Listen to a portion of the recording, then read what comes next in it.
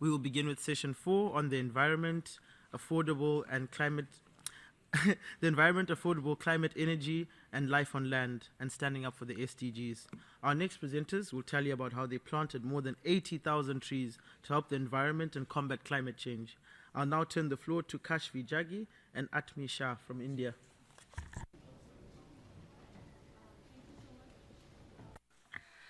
Thank you so much, Kudzai. Okay, great. Can't see it. So this is a story of 10 million students trying to achieve a goal of 100 million planting of trees. So today we're seated in a place that is designed by Brazilian and Swiss-French architects, headed by a Secretary General who's Portuguese. I'm sharing a stage with people from 4 different nationalities, and sitting in the audience are young students from 25 different countries. So I'd just like to take this moment and tell you that we have truly transcended borders and are now global citizens. So thank you.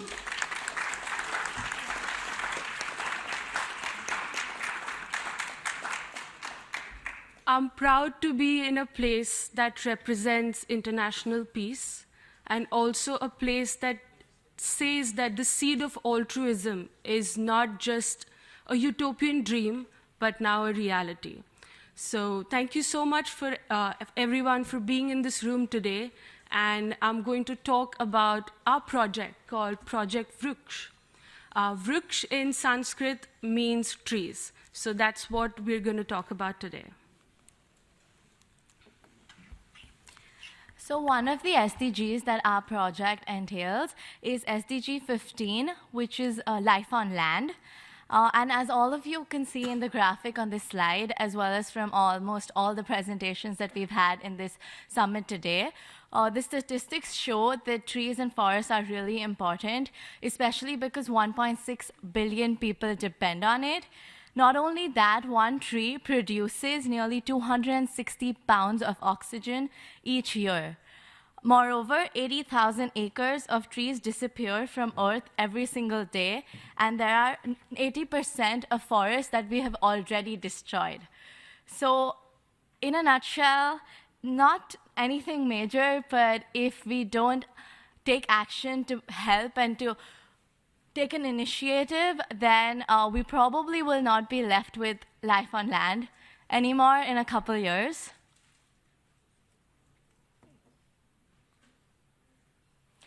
Another SDG that our project targets is SDG 13, which is combating climate change or climate action. And this specifically, as you can see, shows that average temperatures are rising per year, and this leads to sea levels increasing. And we also heard this today in the speech that was addressed to us by the United Nations Secretary General, where he mentioned that there are specific Asian countries like India, Pakistan, and Bangladesh that are facing a lot of difficulties and will have a couple billion deaths in the next year or two if we don't combat climate change. And moreover, not only Asian countries, but other islands are disappearing because of this. So there's something that we should do, because islands like Australia might not be there anymore if we don't combat climate change. All right, great. We all know the importance of climate change, but there are still some people who believe that climate change is a hoax. So I hope that they're listening to us today and listening to us screaming that climate change is really important. I know you all must think that India is a place which has given birth to Mahatma Gandhi, which has given birth to yoga. But today I'm here to tell you that I'm an Indian by birth. I celebrate Christmas more than Diwali. I follow Ramadan in my eating habits. And I have Jewish friends. I have a very Buddhist outlook on my life. And I practice spirituality in every other way. So today I'm here talking to you all not from a person from India, but a young person who represents an organization of 26,000 young volunteers who do conferences in 160 cities in India and 22 countries globally. We reach a participation of almost 10 million students in a year, and it's just one organization called India's International Movement to Unite Nations. So we're here today to talk to you about our organization and the work that we do. So this organization started in 2011, and we've done conferences ever since. We've even done 2 conferences in the United Nations headquarters itself. So like every other Model UN conference and organization, we spread the message of United Nations. We believed in the concept of comprehend, congregate, and demonstrate. What does this mean? So obviously, we teach students about the UN and the activities. We teach them about what's happening in the world in international relations. And we congregate, we debate. But what after? Every other MUN organization in the world makes you write resolutions, makes you come up with solutions.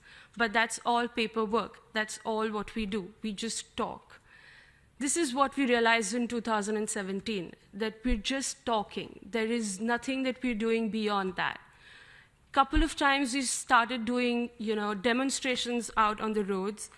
We did a walk. We did some other demonstrations of students, like how we do today in climate change. But nothing really happened. Maybe the world was not ready for us to do something about it, but we thought it's time to do some actionable change. So in 2017, we decided that we're going to adopt goals that are going to be actionable and actually cause an impact. This is when we took up the 2 goals that we're discussing today. That's SDG 13 and SDG 15, life on land and combating climate change. And we changed our organization's name from India's International Model United Nations, that's MUN, to the same acronym, but made it a movement to unite nations.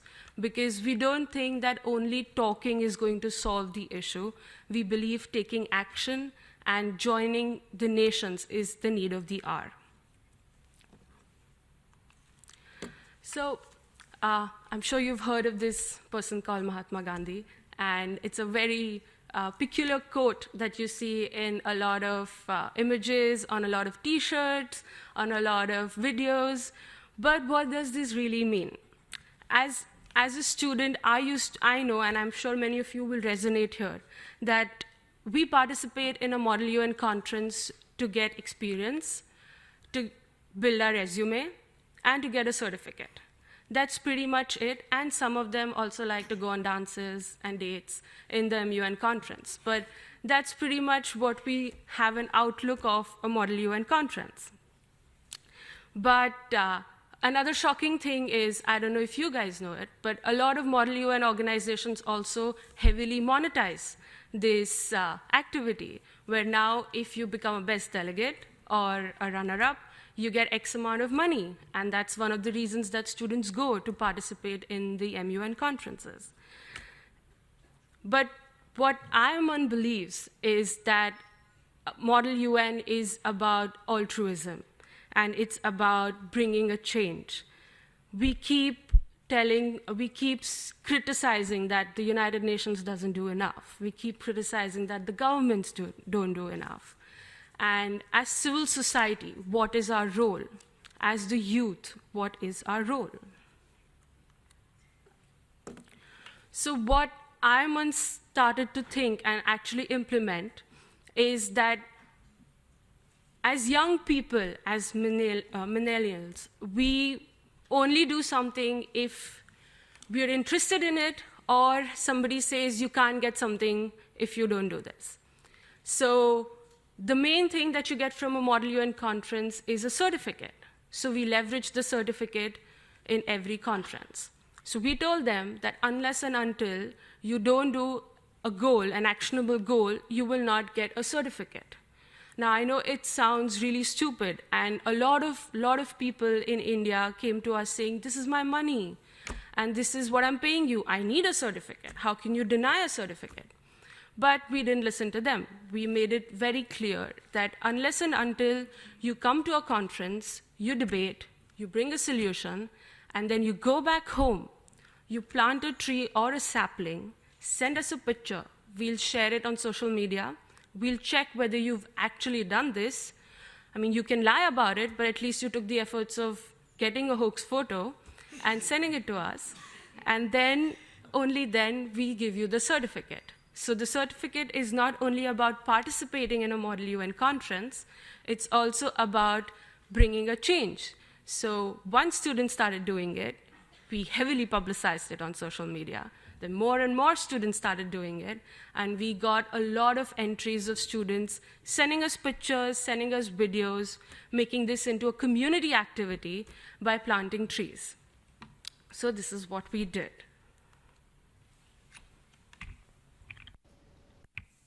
So as Kashvi said, it's not all about just the talk at IIMUN, because as you can see, the results, we actually created an impact, and there was a total number of 84,650 trees or saplings that we planted 2017 onwards, with the involvement of over 7,500 schools from across the globe. And another thing I wanted to point out was in the pie chart, if you notice that 65% of this involvement comes from villages or small tier communities, and this, I think, is a major indication of how people, even with the lack of resources and money, are able to and actually care. They also want to make an impact, and they're trying in their small little way more than us, all of us sitting in metropolitan cities are. And we also saw this in the UNICEF video that moreover proved that people in villages and smaller communities are also trying to make an impact despite the lack of resources or necessary information and education. Great. So as you can see next, it's a pretty ambitious idea that we've written, that we want to plant 100 million trees by 2025. You may argue that it's going to take Harry Potter and his friends to actually do this and make this come true. But the magic, as everyone says, the letters from Hogwarts is right here. We are in this room. You've already started taking initiative of bringing this change. And if every one of you today from here goes back home, goes back to your own Model UN conferences, to your community, to your schools, and says, you know what, let's go plant a tree. And I'm sure we're going to reach this mark of 100 million very soon. 10 million people doing this is a speck of dust in the universe. 3.6 billion people is what is the population of Earth today. If 3.6 billion people get up and plant a tree today, that's going to cause a ripple effect in the world, and you're going to see changes yourself. So organizations like the United Nations can only come up with goals. They can tell you how important it is, but it's up to you and me and everyone sitting in this room to actually do something about it. And this is what our founder president of IIMUN says, that alone we can do so little, but together we can achieve so much. So thank you so much for patiently listening to me. But before we end this speech, I'm going to disturb you a little bit and make you stand up. And I know we're not in a sorority, but we're going to take a little pledge. So can you all get up?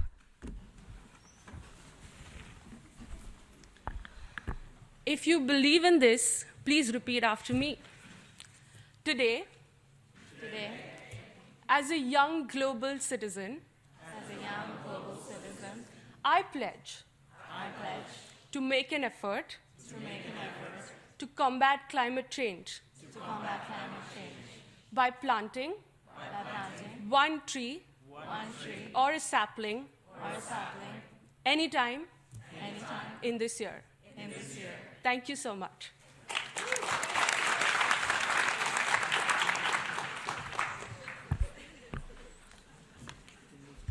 Yeah, that's okay.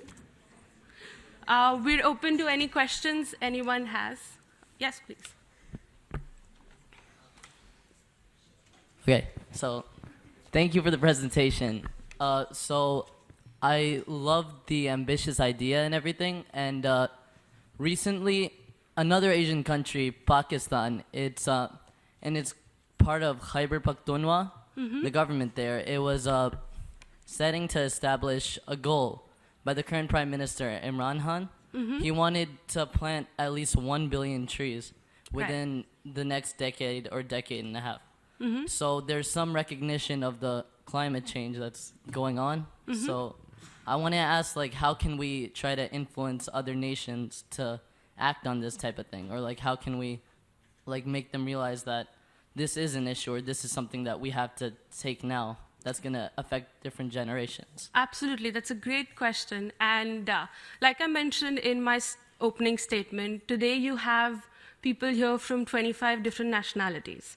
So a conference like this is something that can cause an effect that will change the entire world. So mingle with people, talk to them here, and for all you know, you will see in the next 5 years, there are going to be people like you who are going to be coming here and talking about how you planted, if not 1 billion or 1 million, at least 100,000 trees in your own country. And you're going to sit here and someone's going to ask you the same thing, and you're going to say the same thing again. So I think that's what's the need of the hour. You go and talk to people and you tell them this is important. And you can only do that by saying you're doing it. So today, if I was not planting these trees, I couldn't tell you that you can make a difference. So just don't talk, do something. Right. Any other questions? Hi. Yes, I'm with Rotary International. It was interesting. Last year, our president called for our 1.2 million members to each plant a tree. And what I really appreciate is your goal to plant 100 million trees, because I went and I found 1 million trees is about how many we chop down every couple of hours. So you've got to have those dare to be great goals that you go out there. And the number of people you're mobilizing, one of our challenges, we're looking to mobilize some 40 million young people here in the next 18 to 24 months. Wow. And it's people like yourself that get us to believe that we can do that and be successful at it. So congratulations and keep it up. Thank you so much, sir. Thank you. Any other questions? I think that's enough. Okay, thank you so much. Oh, there's someone. Oh, yes, please. I see that you have a lot of goals, and I just started an environmental club for my high school, and you say that to reach out to people you have to communicate, but how do you communicate with people who maybe that it's not that they don't want to, but maybe they don't know enough, so how do you tell them that climate change is a real issue? Right, so I think people who don't know or don't believe in the goals that you believe in, the best way to do that is, like I told the gentleman before, that you do it yourself. And then when you believe in it, you go and tell other people, and they're going to see with what passion you're doing this, and they're going to believe. Another great example of reaching out to people would be social media. So today we are all here with the hashtag IIMUN Summit, and what we can do is we can reach out to all your friends, all your families, and say, you know what, I'm doing this today. So wouldn't it be great if you join me next time I go and plant a tree? Take a picture, tag them, and they'll love it too. So I think that's the way I can think of. Thank you. Just adding to her answer, I think in terms of like the part that you said that you're trying to do this at your high school, from my own experience, I tried doing something at my university as well.